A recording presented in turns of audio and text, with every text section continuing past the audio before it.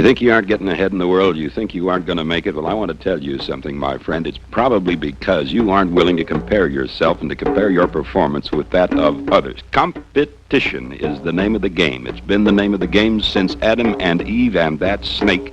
It's been the name of the game right down through the times of the kings and queens. It's been the name of the game ever since our forefathers founded this country on the basic principles we all know and love. Watch one of those baseball players on a major league team. Watch one of those football players taking a run around right end. Watch one of those captains of industry struggling to get to the top. He compares his performance with the next guy, and he'll walk all over that guy if he has to get right up there to the top, because the only way you have a view of the world that is worth it is from the top of the heap. Thrummula, thrummula, thrilp. Come lipsible, lipsible, lilp. Dim thricken me thrummilam gumptulus bummy, storm gurgle am bumdula bilp.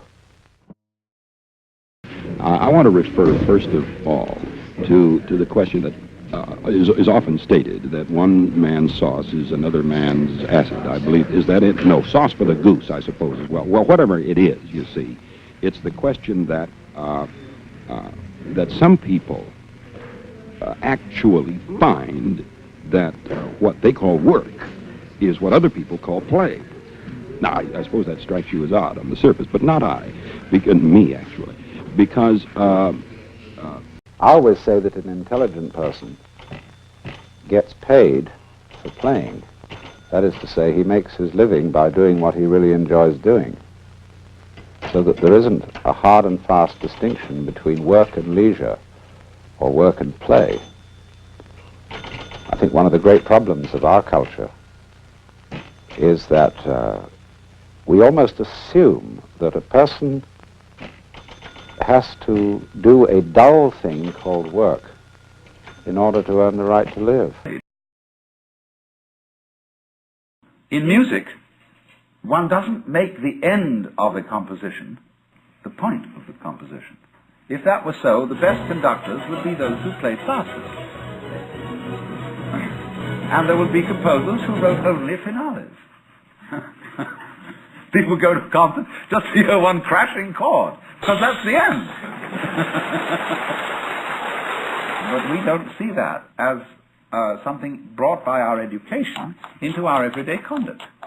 We've got a system of schooling which gives a completely different impression. It's all graded. And what we do is we put the child into the corridor of this grade system with a kind of, come on, kitty, kitty, kitty.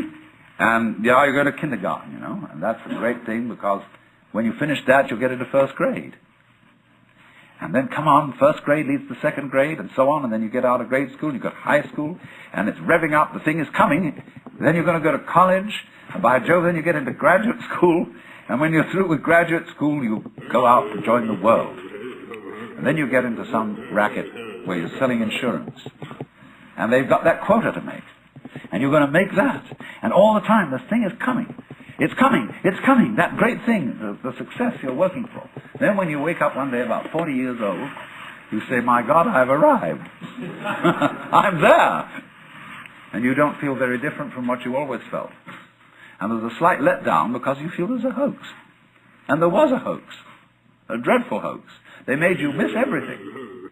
We thought of life by analogy with a journey, with a pilgrimage, which had a serious purpose at the end, and the thing was to get to that end, success or whatever it is, or maybe heaven after you're dead. But we missed the point the whole way along. It was a musical thing, and you were supposed to sing or to dance while the music was being played. My father always used to find the most intense pleasure in untangling string and rolling it up neatly into a ball. And it wasn't so much the rolling up into the ball as the figuring out of the maze of the tangles. It's like doing a crossword puzzle. And that is, of course, the deeper and inner meaning of being amazed.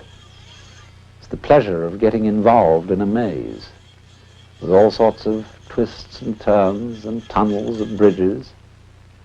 And the same fascination is really involved in playing music or in singing music, making your voice go through all sorts of wiggles.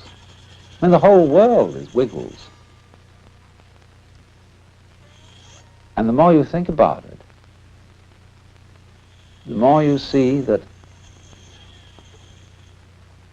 there would be no point in trying to get unwiggled or completely untangled.